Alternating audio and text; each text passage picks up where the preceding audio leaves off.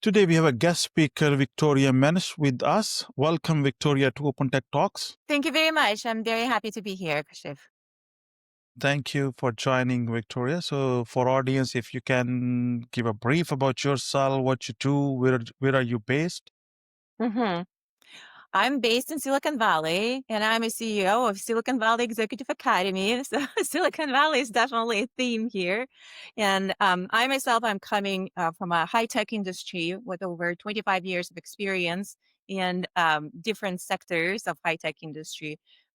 Most of it was spent in marketing, though I started my career as a psychologist. I got a PhD in psychology and then pivoted into the That's good. corporate career. Yes, and I applied as much as I could from my PhD training toward marketing in tech industries, which is an interesting, which is an interesting exercise by itself. What At the end, what we arrive to is really the Silicon Valley Executive Academy, where we help companies, executives, entrepreneurs really tap into a Silicon Valley innovation playbook. What is Okay. it that helps companies to consistently produce innovation, new ideas, and turn those ideas into new businesses? So that's how we do this. And we mostly do this through immersive programs. So people come to Silicon Valley and we help them to actually immerse and see what's going on here in Silicon Valley companies and get that. Yes. All right. That's good. Good. All right. So, let's start with what is the Silicon Valley playbook? Exactly. So this actually implies that there is a playbook. Right. and and I think when we talk about Silicon Valley, what we really talk about is this unique ecosystem of different parts and infrastructure that allow those companies to flourish. So there's part of it is a geography, nice weather helps, Right. no questions about Mm-hmm. that. But part of it Mm-hmm. is what I would call a spirit of Silicon Valley. And there this differences that we have identified within Silicon Valley companies that when applied to other industries and other cultures and other infrastructures could produce similar results. So one of those is, for example, risk taking, right? So the Silicon Valley Silicon Valley companies and tech companies particularly, especially when they start, right? There is a bias towards taking more risks, and there's an acceptance within the culture for what normally we would call failures. So failures are really considered as a data points, right? As a learnings and the lessons to be taken from and applied going forward. So this is something that's definitely one of the characteristics of that playbook. How can that be replicated not only in startups environments elsewhere, but in the larger corporate environments when we talk about new initiatives? Okay. So, now this playbook must be rewritten due to Gen AI and AI. What do you think? Say it again. So okay. So I'm linking with the Silicon Valley playbook. So now with the generative AI and AI from last 2 years, so it's mean there must be an impact on this traditional playbook. Maybe. I think when Okay. you talk about, artificial intelligence, fundamentally, it's not that much different from other technology Mm-hmm. revolutions, let's say, that we Right. experienced over the Mm-hmm. last few years. So we Mm-hmm. went through a cloud revolution, right? So we went through Right. mobility revolution. So from that perspective, when you are an executive in the company charged with looking at those technologies and seeing how you can apply them in new industries, I think fundamentally, at the end of the day, it's a new technology that we're thinking about how we can apply it, how we integrate it. So there's a lot of similarities in Mm-hmm. that playbook. What I would Mm-hmm. say is probably more amplified in artificial intelligence is really the depth of impact, the speed of that impact, and our wonderful ability to really overestimate the immediate impact of the technology and underestimate the long-term impact of the technology. So all those things, I think, just amplify that. But at the end of the day, I would, considering where we are in the process, I would consider it as another technology for us to integrate and assess and apply. Okay. So maybe for my listeners, our CIOs and IT heads are listening to us. So, and if we link with the executive leadership, so what does it take to lead through AI driven change? Which need to be, you need to be confident, and then you need to also keep a strategic foresight as an organization where you need to take your organization. It's an opportunity to really reconsider the way Okay. the things are done and the processes the way they are done now and they have been done for a while. We have a tendency, and a lot of companies do that. And especially when we start looking at the new technology, you start looking for low hanging fruits. Let me say this is the process that's not working very well. Maybe we can just touch it with AI so it's faster. But it's an opportunity to really reconsider that process. Is it the process that needed? Is it the process that needs to be replicated with AI the way it was done? Or it is an opportunity to actually transform something. And I think that's where a lot of efforts are underperforming right now. It's not that easy to really start kind of recompositioning if the processes, the opportunities, the business models, and considering the impact of that. It's also an effort that needs to be done carefully. It's not something that you would do overnight. It's not a low hanging fruit, right? So there's kind of a place for both. But I think the opportunity that's being underestimated and underused is that opportunity to really see the transformative part of this technology. Okay. Maybe linking question based on your experience while working with the leaders. Is there a pressure right now with the leader on the leaders that yes, you need to go and to do something with AI? A lot of pressure, a lot of noise, a lot of hype. Right. And that's to be expected as well. So this is a new technology, right? So there's a lot of uncertainty. There's a lot of evaluation going on. There's a lot of experimentation going on. And definitely, we on a personal level, each of us is actually experiencing the impact. I think that that puts even more pressure. So if something like a cloud technology, it's like you personally probably wouldn't have been impacted, right? Yes, it's probably easier for you to sign up for some software as a service software, but here, right, on the personal level, we can each very easily experience how it's impacting our ability to think, right? So cognitive revolution, if you think of that. So the pressure is there, the pressure that, oh, maybe we're too far behind. Maybe we don't have the skills. Maybe our workforce is not skilled. So there is actually a personal pressure. What am I? What's my identity in all this? So just to be the smartest person in the room. And now it's Right. really this machine that can answer all the questions that only I could answer. So that really accumulates that pressure. Okay. But what I want to say, maybe just to finish this rant on fear, right? That there's a lot of fear around this. But what we hear over and over again, especially through our programs, when people come and we start talking to them, and they think that they're very far behind. It's not, right? So it's really the right time to, if you haven't started looking at AI, if you haven't started thinking about how to apply AI and how this can impact your business, you're actually not behind. So it's a lot of people who were ahead, and there were lots of failures that we can already learn from, right? So if anything, you're in the better situation because you can already look at what people done before, so you at least don't repeat those mistakes. So you can go forward in a much more um, controlled manner. Okay. That's good. So now pressure is okay. So let's link this to pressure is not only for AI. Generally, even how can leaders manage high pressure, right? And this pressure is not only for AI, it's a general pressure environment because Hmm. keeping in management of this pressure is that, okay, you don't compromise any team morale or performance. So any tips for that on this area? Yeah. So at the end of the day, leaders are people. So when I talk about leadership, I really like to talk about self leadership, and it's not just for leaders; it's for any people within the organization.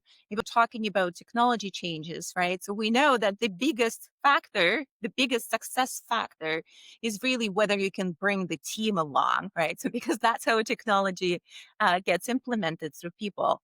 So when you start talking about self-leadership, right? So you start looking at what it is that you're doing that helps you, and what is it that you're doing that just that reduces your performance. Mm, Okay. and burnout is a very real issue, especially on the leadership level. So that's that's why we're in talking about the burnout and the ways you can get out of the burnout. At the end of the day, you look at yourself, and you look at that self leadership practices and tactics that will help you um, to control your energy, to set the right priorities, to let go of the unnecessary control, right? That's really driven by fear. So to really become the leader that you would want to work for, right? And that helps tremendously in implementing any initiatives, including the technology initiatives. So, in your opinion, is it possible to drive rapid growth while sustaining healthy, high performing culture? It's absolutely possible. I think it's important to understand and kind of come to that realization that of the importance of this, right? So when when when when we talk about the culture, and again, I also like to talk about kind of what our goal is as a human. As a Right. human, you want to flourish, right? So you don't want to just survive. You want to flourish. So, and those flourishing mm, feelings, they come from several different elements. Um, Work is one of those, right? So that work, you want that work to be financially rewarding, so that's important. So you want that work to you want to have something that has meaning beyond your everyday kind of activities. You also want to think about the relationship, and that relationship is within your organization, within your team, within your loved ones, within the community at large. And vitality is a very big part of that. So now, this is on a personal level. Now you start talking about, well, people around me want the same, right? So we all want to have this good environment. What it also means is that sometimes it's important to spend more time at work. So there are some times when you do need to spend, yeah, I don't know, 60, 80 hours a week to go through the project. But you also have to understand that's not sustainable, right? So how do you actually harmonize that with other elements? It's that kind of that it's not a constant 80-hour demand. So the realization that we do need to have other parts, like we are human beings. We're not just, parts of the machine within the company. So we're human beings with our, multi-passionate, multifunctional human beings that there has to be allowed space for that within the organization. Hmm. So, while working with a lot of executive leaders, so what's the common challenges you see which they come to you that, okay, we want to fix this, we want to address these areas? So when during our immersion programs, right? So people to Silicon Valley really looking for that experience-based knowledge sharing. So I want to see how other people are approaching that. So there is a network element in this. So I am not, and I think it's important for them to see, well, I'm actually not alone in my challenge. So other people are going through the same journey, and I want to hear that from them, whether it's from Silicon Valley companies or from other people within my program. There is a big element in the executive kind of processing of the information where Mm, you really need to be at the forefront of this. So the books are not written yet, right? So right. the textbook has not been synthesized yet, has not been realized yet. So we're actually creating that history as we go, which happens a lot with the technology. So that's a very important element, throughout our programs. And the second one I said is really that cultural element. So how do we understanding that at the end of the day, this is being implemented by people, right? So your Hmm. biggest kind of your biggest challenge and biggest threshold and biggest success factor is how Hmm. you bring people along. Hmm. Okay. And how you do that? I mean, do you train them? Do you? Yeah. So what you do for them? Yes. So my personal belief is that you start with yourself. You be a role model, right? So Mm, who is it? Become a person that you want to work for. Like this is the manager. I loved it all the time, so I want to be that. And then there's definitely a huge elements of emotional intellect that we was talking about. There is an empathy, the understanding that this is not a machine in front of you. There's actually a person with their feelings, with their with their problems that they come along, and at least awareness of that. Definitely, AI brings the uh, huge area of retraining, right? So how do we train mm, people on the use of the technology? How do we bring them along? How do we create the confidence and the trust that we're not training AI to replace them, but how do we create that new place for these people within the organization as much as possible? And at the end of the day, I really like to be the optimist in this. So if you think of it, yes, you can fear, right? So you get all those negative scenarios. The likelihood of those negative and fearful scenarios, I think, is the same as the very peaceful and happy scenarios. And if you look at this, there is actually an opportunity here to really highlight the humanity in this whole process, right? So all those tedious work and that nobody enjoyed, right? So maybe not um, as value creating terms of really producing something new, something that something exciting. So those could be automated, and then you actually highlight the elements that we all want to thrive in: creativity and initiative. So that really kind of brings up that value of humanity into the process. Okay. So one leadership habit to start tomorrow. Think that and this is something that when we talk about burnout proof strategies and leadership, so what we found that the easiest way to start and kind of change the mindset almost immediately is to look at the what I call the micro joy method, to really find intentionally bring joy back into your life. Sit down and put together a list of 20 things that you really like to do just because they make you happy.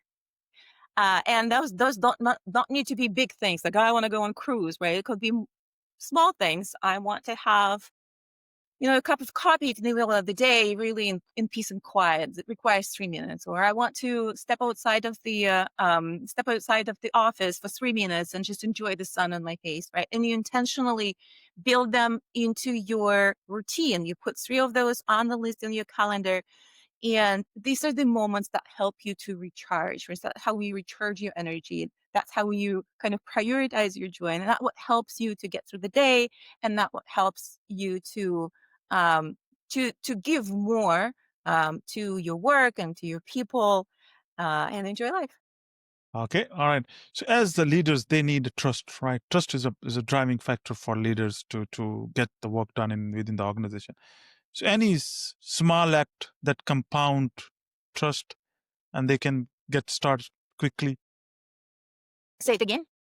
So any small act or any acts Small that act. they can, yeah, small Exactly. act they can start, Exactly. which can relate to them. Any suggestion for that? Any action, or maybe being a leader, or maybe being you as a leader? What Courage. to I'd say courage? I'd Okay. say courage. Yes. I'd Mm-hmm. say courage is just keep that in mind. All the emotional things that we're talking about, they take courage. It takes courage to question the status quo. It takes courage to say to go just beyond so what we call surrogate activities, right? Just to do something just for the show. It takes courage, and I would say that, be guided by courage.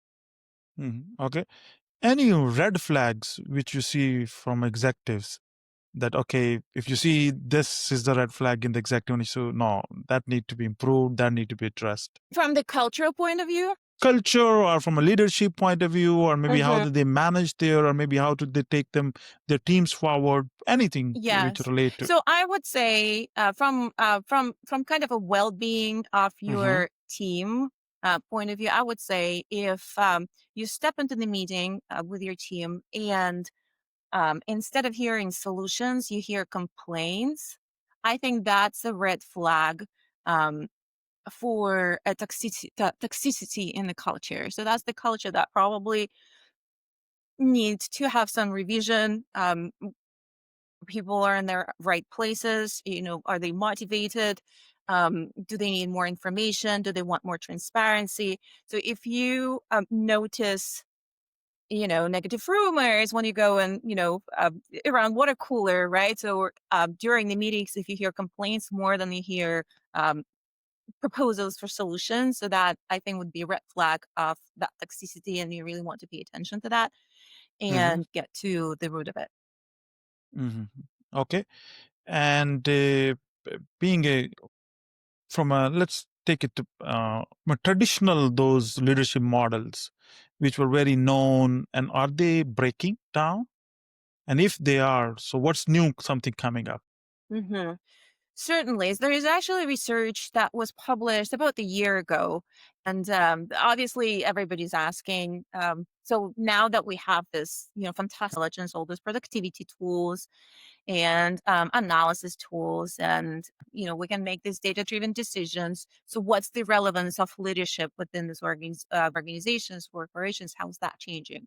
So the outcome of that study was that the good leaders become better with those tools, and bad leaders probably will need to reconsider their leadership style. So there's definitely changing, and as I said, so now that we're talking about kind of automation as a base layer of a lot of processes and a lot of operations, so the people that you want to work with are going to be more proactive, more entrepreneurial.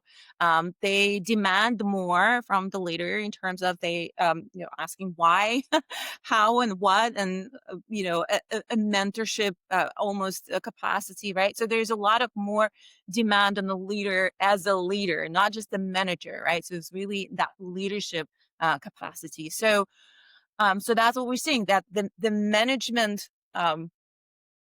function of basically coordinating transactions and being the layer of interpreting the decisions that were made on top toward the lower layers within the organizational hierarchy. That management, just transactional leadership, is being phased out. And it's been happening for a while, but now I think we're going to see more and more of that. What From a leadership perspective, the need will really be around being a leader of human beings, right? Mentoring, um, motivating those people, really understanding how you keep them motivated, keep them loyal, and keep them wanting to continuously improve and get better for the company. Okay. Let me last question. Uh, if it people in on our audience very early in a career, maybe they're transitioning to the leadership roles and managerial roles and all that. Any tips for them, that what is a good path for them to follow? Good path to follow is to establish your authority. Mm, Not necessarily your expertise and authority this way, and not necessarily link that to the organization, right? So that's when we start talking about all this expertise that you accumulated throughout the years, how you can package it and put it for other people to make use of, right? So that's when we start talking about, looking at your for the lack of a better word, personal brand. So how is it that you're improving your expertise? How you're taking care of that? Look at yourself, from a marketing point of view, right? And I know it sounds a little bit transactional, but it's so true. look at yourself as a product in a sense. Like, I'm a product. How can I make myself, the best and most appealing product for other companies, right? And so there's one way to grow is within the managerial ladder. Another way to grow is through the experts ladder. I want to say that experts ladder is much more challenging, but both of them um, you start with establishing that authority, your personality that's outside of your organization. That's something that you take with you, and LinkedIn is a very good place to start. Mhm, mhm. Okay. Thank you so much. So what they should be doing it, maybe before it's coming up another couple of one question more. So what they should what they be should doing it, what they should be doing on LinkedIn? doing it. Yeah. Well, so you have your professional interests, right? So start Right. posting. Start Hmm. posting your observation. This is what I learned. This is what I want to share. Start sharing your expertise with the world. Don't keep it within yourself, right? It does not mean that now you want to publish those research papers or big articles or a book. For some people, it might be that, but for most people, just really start sharing what it is that you accumulated for yourself, your observation, what you learned, how you learn, what are the tips and tricks, and share that with the world. I think that's what that what would bring up the visibility. That what starts creating that authority. It's your asset, pretty much, right? So that's how you paint yourself as a product, and um, that's how you can demonstrate to other people what it is that you're capable of. Agree. Agree. No doubt about that one. Thank you so much, Victoria, spending time with us. Any concluding remarks, or if someone wants to reach out to you, or what is the best place? Absolutely. So if you're interested in these topics, if you want to learn more about Silicon Valley Innovation Playbook, and really learn from other leaders how they're approaching the AI transformation, technology transformation in general, and interested in those how to make it really with confidence and clarity, then we do have programs. Go to svexecutive.academy, look up our custom immersion programs or our open enrollment programs, and we'll be happy to help you with this. Thank you. Thank you so much for joining and sharing. Thank you. Thank you, guys. I'm very happy to be here. Thank you.